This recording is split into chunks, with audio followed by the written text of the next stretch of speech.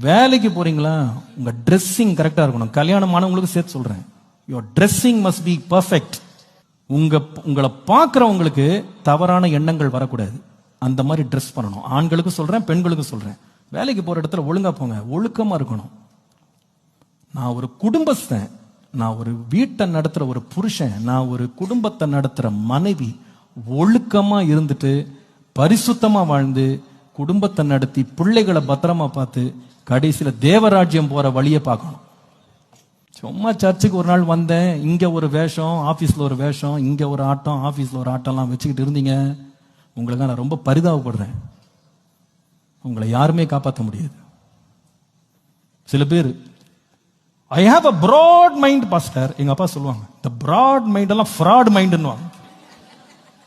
Brad mind உனக்கு. தேவனுக்கு பயந்து நடக்க பழகு. ரிலேஷன்ஷிப்ஸ்ல you need to know how to handle people.